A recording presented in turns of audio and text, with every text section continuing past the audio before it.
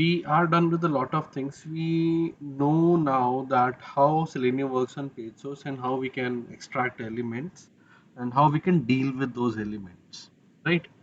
But still, there was something that we were not able to do that, right? That was if we go to this Rediff page, rediff.com, and to be specific, mypage.rediff.com, right? So if we go to this particular page, I was not able to locate this go button.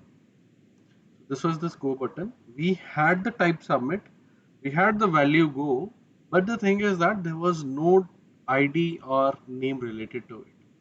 Now the thing is that how would we be able to locate this element on the page? The thing is that we need to have access to this element so that we can deal with this and we can perform actions on it.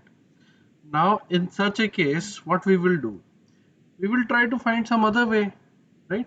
And one of the most efficient ways in such cases is using of say usage of XPath, right? So the first question that would come up in your mind is what is XPath? So here XPath is something that allows you to say have access to the elements on the page. But what is XPath? XPath is say address of the element on the page. A very simple thing. Now, address of the element on the page. What does this mean? Let us just go a little bit layman, right? Suppose I am living somewhere in India, right? I may be having an address. Now the thing is that if you want to send something to me, if you want to send a parcel to me or a package to me or a letter to me by a physical means, then how would you be able to do that? Obviously, you would be requiring my address. Now, let us just grab some random detail. For example, I have some house number 123, right? Now, this house number is at, say, street number,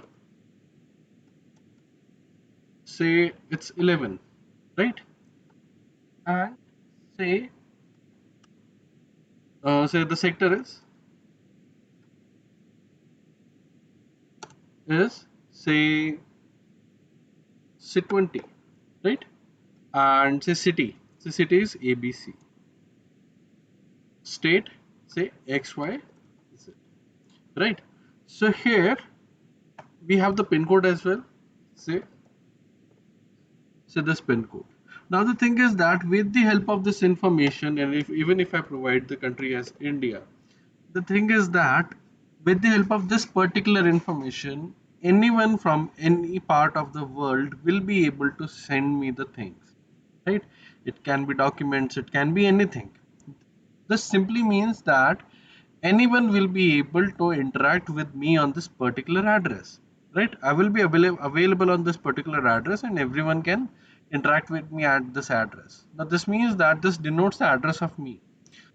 So here, in the same way, every element on the page, for example, this page, every element on this particular page has their own address, right? For example, this go button. Now this go button is here. Now how do XPath work here? Now this button is here. The thing is that this is having its own address. Now how we can calculate this address? The calculation of this address is very easy. If we analyze this particular element, this is the input tag that we need to have access to. So here, if we notice something, there are few things that we need to keep in mind. First of all, this input tag, just a second, let me just do something so that you guys can analyze it more easily.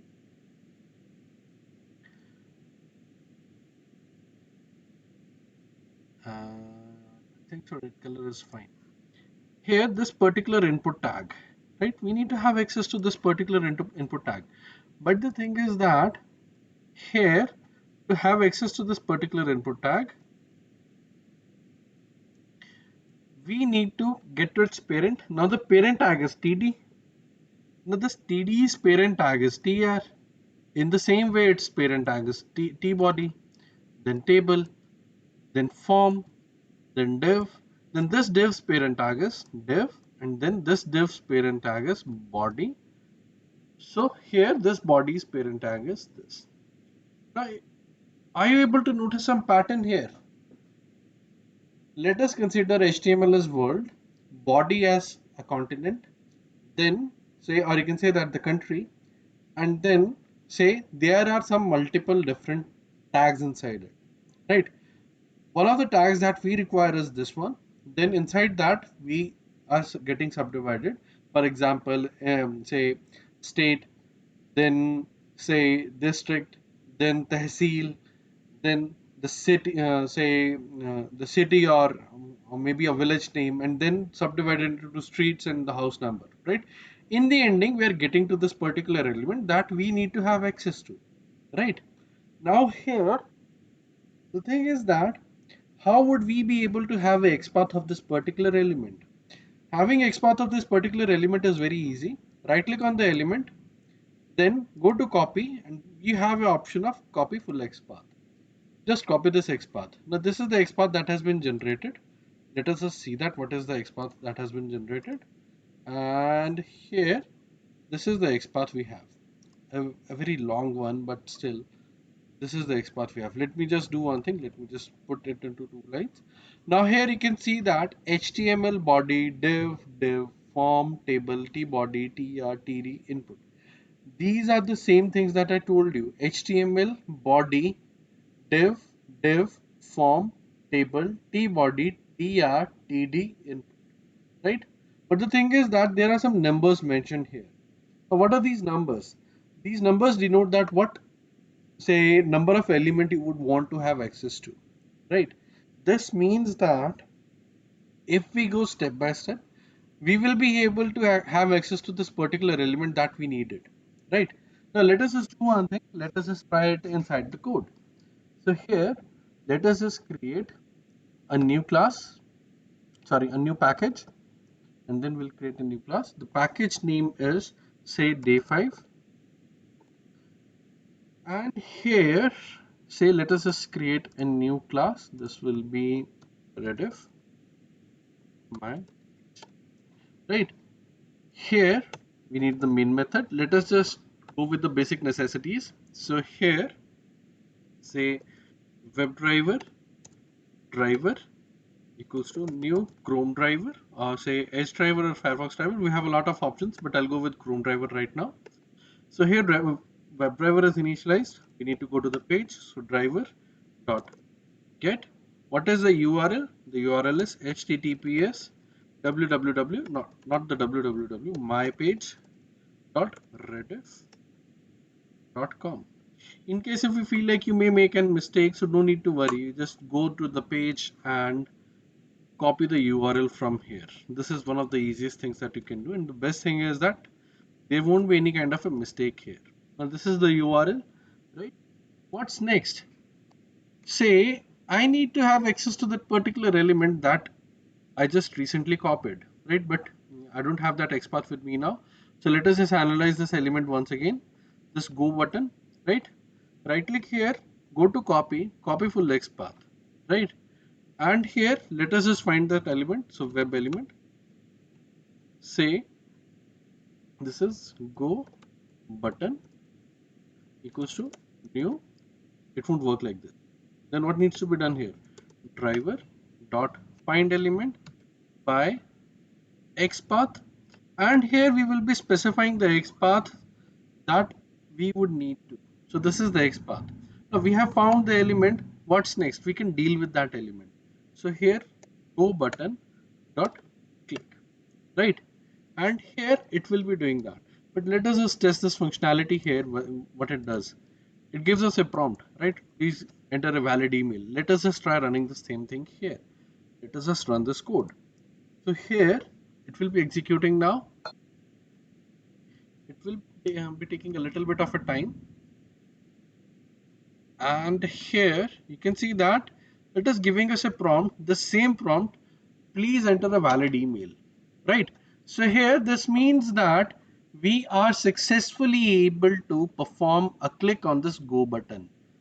This also means that we were completely able to have access to this particular go button without the need of an ID or a name, right? we are now able to access this and we don't have any issues with it as well. Now, what about the elements which already have, say, the ID and the, say, name? Would we be able to have them, say, accessed with the help of a XPath? Let us just see that. So let us just go back here. Control Shift C. This enables the inspector mode if the, say, developer tools window is already open, and it allows you to have the access to the element that you have highlighted under your cursor. So here we need to have access to email ID. Now here, if I right click on this, go to copy and copy full XPath, and if I paste it here, would it work? Let us just see that. So web element, say username field equals to driver dot find element by XPath. And what is the XPath? This is the XPath, a very long one. So here username field dot send keys, and I'd like to send some random data. So here I've done that. Now next thing, say password field equals to, say, driver dot find element, say by XPath. So here what is the XPath? So let us just copy that XPath now. So here let us just go back to the page, Control Shift C, highlight the element, right click here, go to copy, copy full XPath. Right, now here we have this XPath as well. Now what we can do is we can simply put on a semicolon in the ending, and here we can have access to the element, the password field dot send keys, and the same plain old data that we are going to send. And let us just run this code now.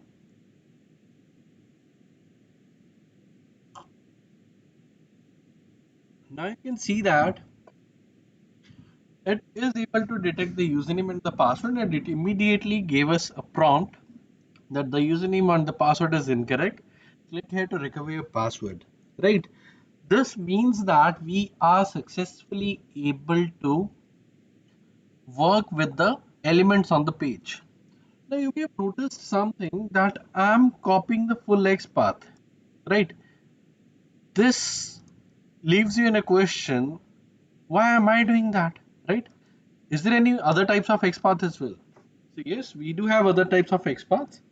So the XPath that we dealt with right now, it is known as full XPath, that you have already seen. We call it complete XPath as well, and we call it absolute XPath as well. So there are three different names for this particular XPath. It starts from the root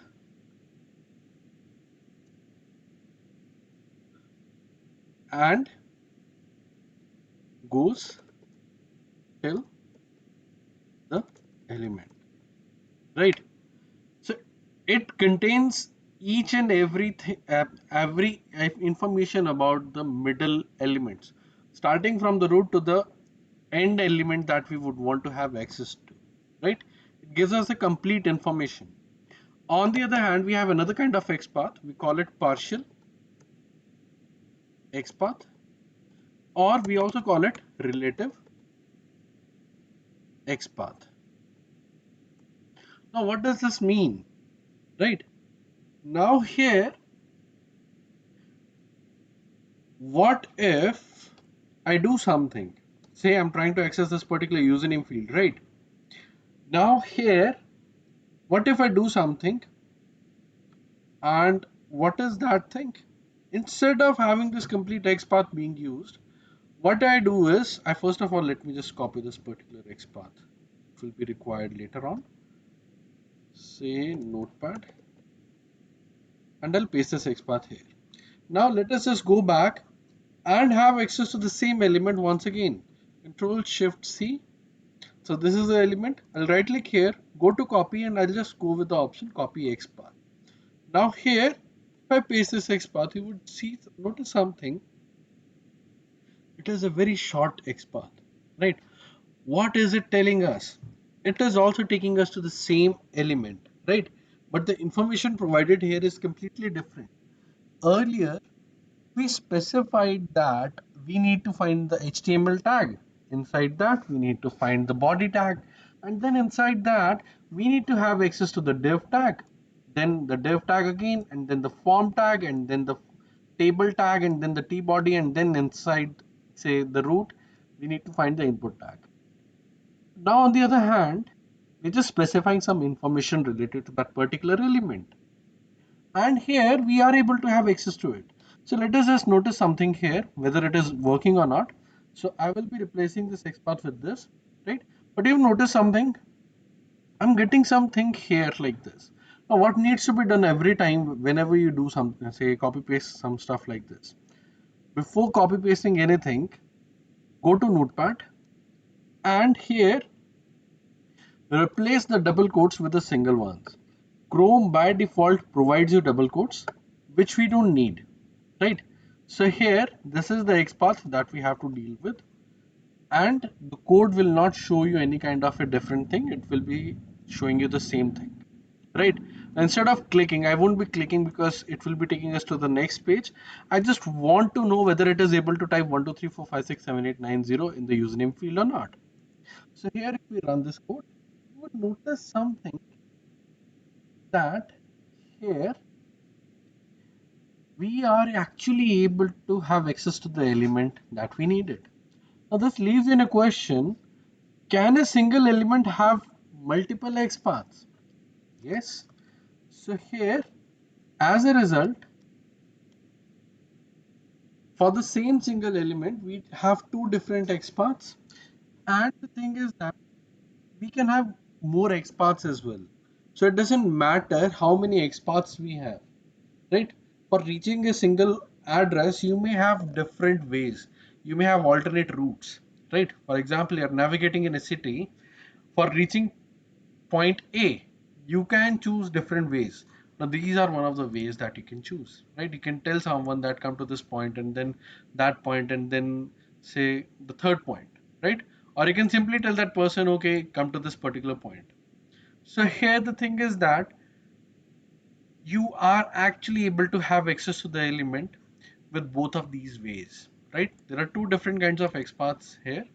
Now let us just try working with the second one, right? So right click and inspect, and here the next element, see it has not inspected this. What needs to be done? The same thing one needs to be repeated once again. Right click here, inspect. Now this is the element, right? It has the input ID pass box. Right click, copy, copy XPath. Now here the thing is that if I try to paste this XPath here, right? Let me just do one thing. Let me keep this XPath here for a while. And here, before making any change, let me just copy this whole line.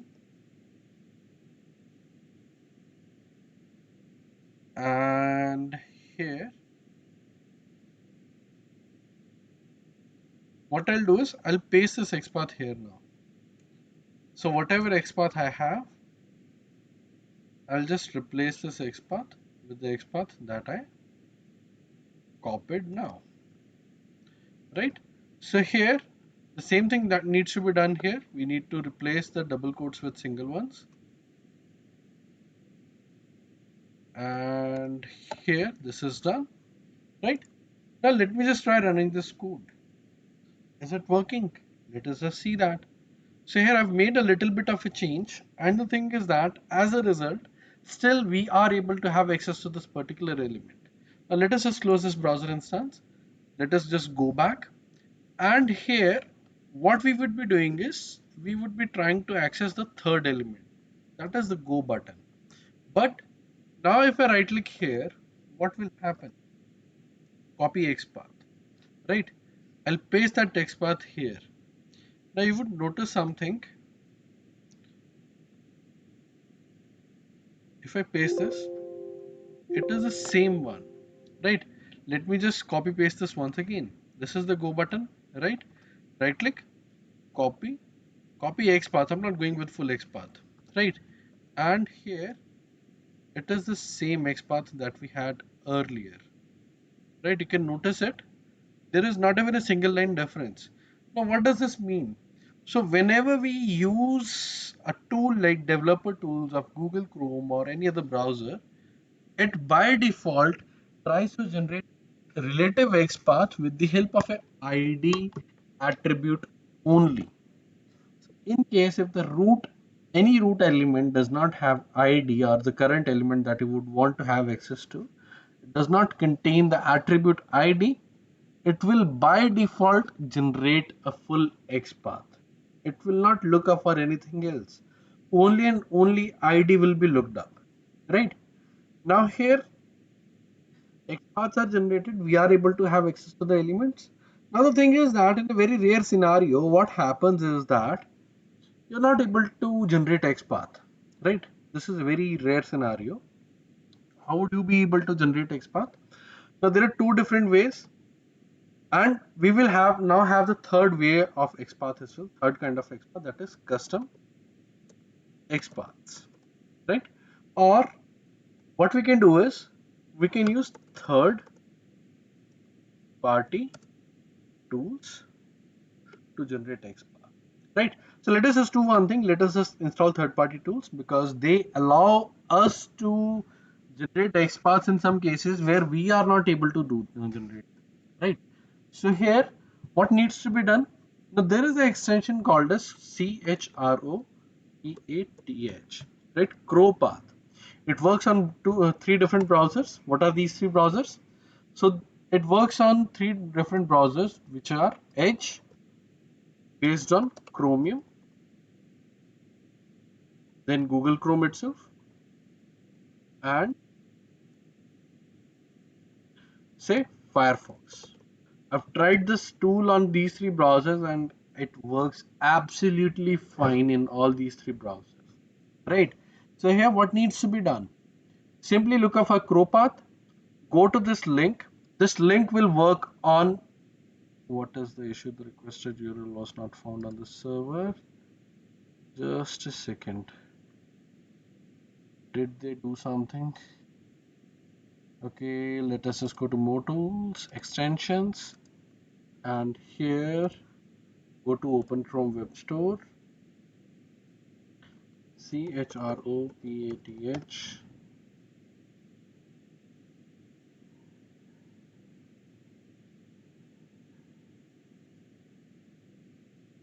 Go to extensions. Is my extension disabled as well? Yeah, it is there. Details.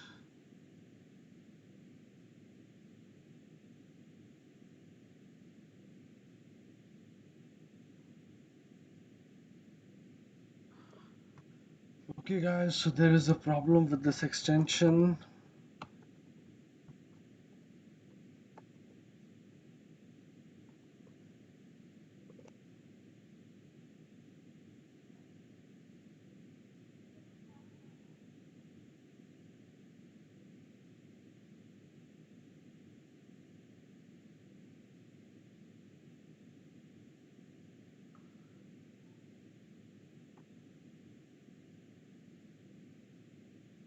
Okay, I'll look into this issue. Let us just do one thing. Till that particular time, we'll try installing this extension on some other browser, right? That is, say, we still have options for two different browsers. What are those browsers? Those browsers are Edge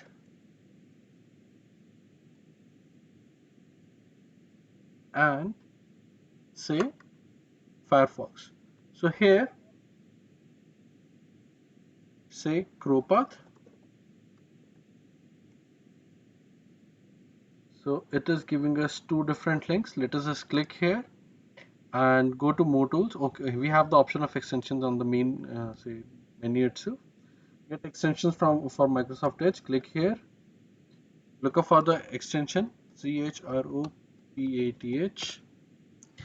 So they do have extension here. You can use this extension. Right, this is the link. And let me just try this link here in Google Chrome itself. Should work. Okay, so they're not allowing extensions here, but still, the thing is that The extension here is completely same as it would work on Google Chrome itself. So here you can use and install this extension, right? Both of the browsers are same. The only difference is that the providers are different. One is Google, one is Microsoft. Okay. What about the third browser? Let us just go with the Firefox browser as well. So here, ChroPath, and the first link that would come up is for Firefox. Just click on that link. Okay, it is the second link. And here, say you can install it. It is already installed on my system, so I don't have to install it again, but you can install it, right? Here, installation of this particular extension is easy. What about the usage of this particular extension? Now, in all these three browsers, the usage is completely same across all browsers. So let us just do one thing. Let us just open a website, the same website, mypage.rediff.com. Here we are onto this particular page that we had. Now, if I want to have access to this go button, right click here, go to inspect. This is what we used to do earlier, right? This opens up something like this. It may give you a what's new menu in the bottom. Let us just close it. Now here you can see that the element is highlighted, but where is the crow path? Where is it actually? Where is it hiding itself? On the right section, you would see something styles, computed layout, event listeners, DOM breakpoint. And if you click on this arrow, you would notice something in the ending. You have crow path, right? In the same way, let me just analyze the same page here as well. So here, my page.rediff.com, right click, inspect. What is it expecting? Say right click, inspect. This is the button, right? Click here on this menu, crow path. Notice something. This is the same thing. Now the window is completely same across both of these browsers. Actually, all these three browsers. There will be a little bit of a color difference, but you can see that the items are completely same, right? So here, what about the third browser? Let me just open the third browser as well. So Firefox, mypage.rediff.com, right? Here, I don't want to install new updates. I also urge you guys not to install updates for Firefox browser. This causes a little bit of a trouble in the future when they have not released the update for the, say, WebDriver, right? So this causes a little bit trouble. In case if you find out that the WebDriver is also updated and the browser is updated, then only go with the updated version. Otherwise, keep on using the older version in case if you have to run the test cases on this particular browser, right? Now here, this is the same page. This is the element. Now here you can see that there is a drop down menu. Click here, go to crow path. This will look the same way now again. So here, let me just open it in a separate window. And here you can see that everything works the same way, right? Now here, we need to have access to this particular element, whatever element we would want to have access to. The only difference here is that the version of CrewPath is 5.0 here, and in these browsers, the version is a bit updated one, that is 6.0. Okay, so we have three different developer tools windows open. This is for the Google Chrome. Then say this is for the Edge browser, and this the third one is for the, say, Firefox browser. Here you can see that there is a relative XPath generated by Firefox browser, that is /input at the rate type equals to submit. Right, this is one of the second XPath that we have generated for this particular element. Right, so here XPath 1, right? We already had one XPath that was, where is that? This is the pass box. Let me just close this window. And here right click, copy XPath. If I paste it here on this particular notepad, you would notice something. There is a XPath which is the full XPath generated by the browser itself. Now here let us just change the, say, version of the CrewPath. Here on this you can see that they have another related XPath generated, right? So here tr body tr1 td3 and input 1. So all these three X paths, it doesn't matter, point to the same element, right? Now here, how does this even work? If you notice something, there is a pattern here. In the full X path, we have single forward slashes only. But in a say partial X path or in a relative X path, we have double forward slashes. So the first question that comes up in your mind is, what is the significance of these forward slashes? Single forward slash means the immediate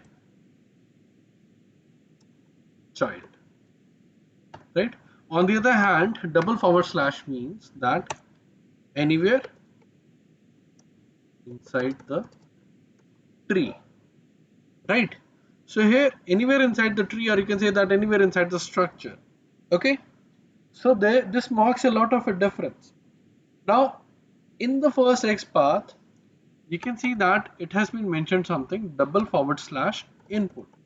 What does this mean? This means that anywhere inside this whole page, find the tag input. Then there is a square bracket. Square bracket tells us that there is some information related to that particular element. At the rate type. So there is an attribute type equals to, which has the value submit, right? So here, now what we are telling here, we are trying to find an input tag whose attribute type has the value submit. If I copy this particular X path, go back and here hit Control F, Control V and hit enter, you can see that this is the same element which is getting highlighted, right? Now here, what about in a different browser? For example, Firefox is a completely different browser. If I paste that text path, hit enter, I need to hit that enter 1 to 3 times, at least this number of times, then only it highlights the element, otherwise it doesn't. So you can see that this is the element which is getting highlighted now. So here, this is the element that we wanted to have access to, right? It has the information attribute type which has the value submit. So it just matched the value and it retrieved the element for us, right? In the same way, we can have multiple XPaths for the same element, right? Now this also puts you in a question, can multiple elements have same XPath? Yes, that is a very common scenario, right? So here, just a second.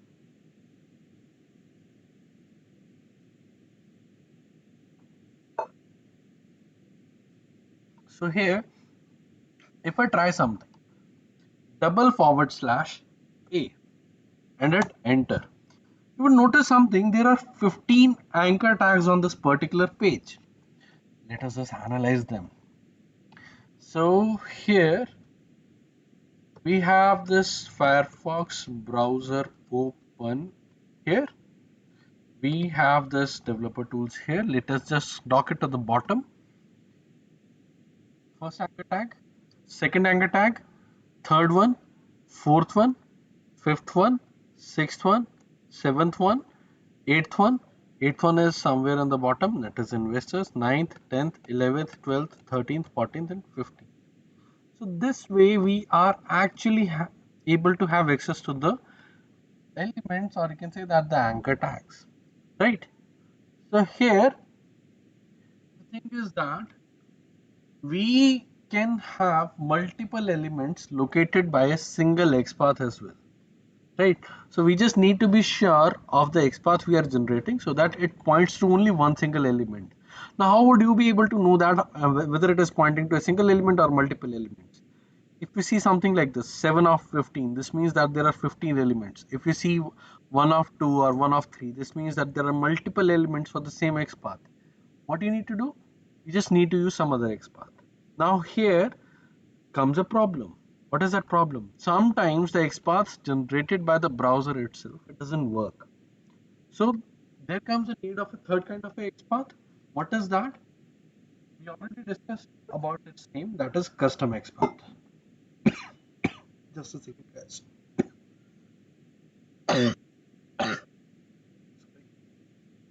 me have a glass of water.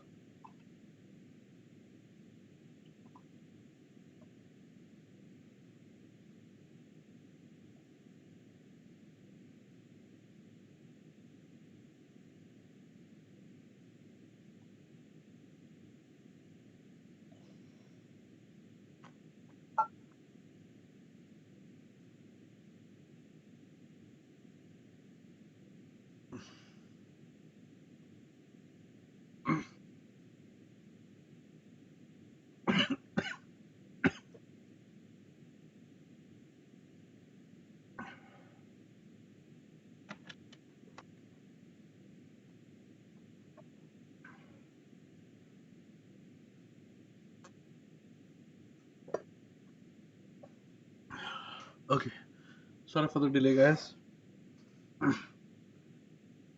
So where was I? Yeah. So if it shows you one of five or one of two, this means that.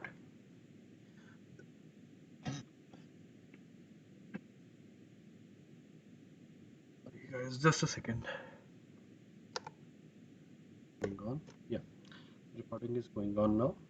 Now here, what if a XPath points to multiple elements on the page? So what happens here? Suppose this is the page, and say we have some elements here.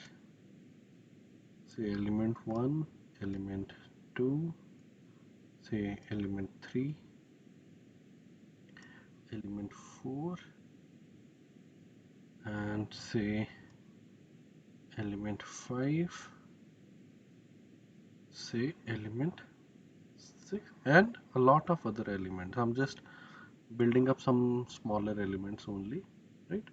So there are few things on the page, and these are the one of those few things, right?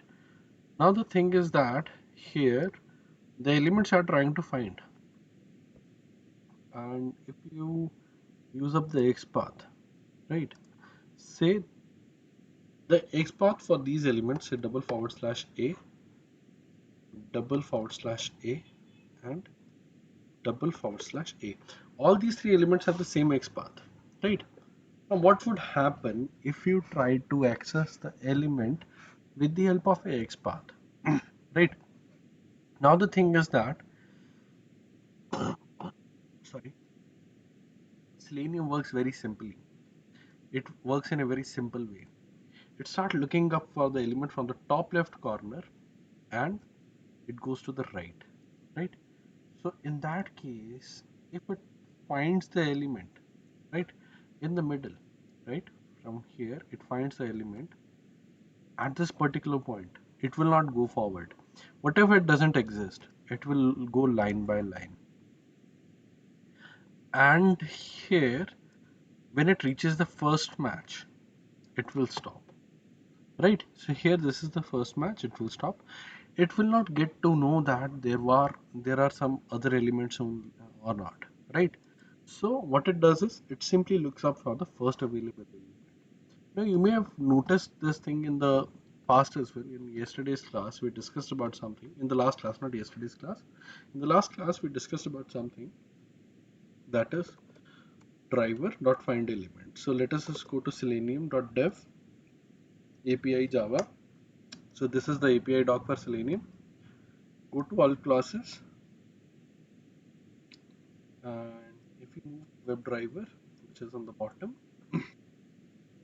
if we scroll down and if we find this particular method find element, you can see that they are also giving us the same documentation. Find the first web element using the given method. This means that it will not be looking for other elements. So by default, it doesn't know that there are other elements which are existing or not, right? So here, this is a little bit of a problem with Selenium. We will be looking up for the solution for this particular problem as well. But right now, let us just start dealing with the elements, right? So here, if I come here and I do something, okay? Now I want to click on an element, right? Let me just do one thing. Let me just comment out everything we have on this particular page. So what happens is that we open this page and then we try to click on some link. So thread dot sleep, because I want you guys to notice something. So I'm specifying a time wait of 3 seconds, which is absolutely fine, right? And I need to add a declaration here that it throws exception. To be specific, interrupted exception. Right now, it will not cause any kind of a trouble here. Now here, notice something. What am I trying to do? Earlier, we used to specify the line web element username field equals to this and then say username field dot send keys or dot click. What if we do something, we go directly when we know that the element we are trying to have access to will be used only once, right? In that case, we can go directly driver dot find element by XPath. What is the XPath? Say I'll go with a random XPath that is double forward slash A. what does this XPath do? It simply say looks up for the elements with the anchor tag. Okay, now we have found the element, dot click. So here if I run this code, what will happen? So if you notice something, it will be opening this page, mypage.rediff.com, and the very first link on this particular page will be clicked, that is rediff.com. And you can see that it took us to that particular page. Sorry. Now here coming back. So let me just close all the unnecessary browser instances. We have a lot of browser instances open. So mypage.rediff.com. Here, let us analyze this. So this is the say backend of this particular page, right? Double forward slash control F, double forward slash A. You can see that there are 15 elements. But what if I just want to have access to this, say, element, that is, say, investors, right? Which one is this one? So I'll start looking up for the element. Just a second, yeah. And I get to know that eighth one is the investors one. So what if I specify something like this? Number 8 here. Is it working? No, it is not working. Right? So how would I be able to get access to this investors one? We can generate a XPath which works for us. Right? So Control Shift C or click here. Then highlight this element. Now this is the element. Right? Now here you can see that we have few things. We have a span tag which is a parent of this anchor tag, and it has the class gray. Can we have access to the element with the help of its class name? Let us just try that. So here double forward slash span, and here the attribute is class which has the value grey, right? And here, is it working? No, it is gray 1 actually. So here, is it working? No, it isn't. So what is the, okay, I've made a mistake while specifying the information, and you can see that there are still 3 different classes. We cannot have access to this particular information like this. What about the element, the parent of this span tag, which is div, right? So here div has the class footer, right? So here div, you can see that we have one element pointing with this particular XPath. Inside this, we need to have access to the span tag, but the thing is that if I specify span, there are 2 spans inside this particular div. We need to specify the number of span tag we need to have access to. Then we specified that. Now if I specify forward slash and we specify anchor tag, there are 7 different anchor tags. I need to have access to the investors one only. So now if I specify the number 1 in square bracket, it will have access to that particular element only, right? So make sure whenever you're trying to find an element, it should show 1 of 1 all the time. Otherwise, you will be facing some kind of a trouble and you won't even get to understand what is the problem, right? So always make sure that you're specifying some XPath which is, say, locating only one element out of 1, not 1 out of 100, right? Or 1 out of 2. You will be in trouble in such a case. Now here, let us just run this code.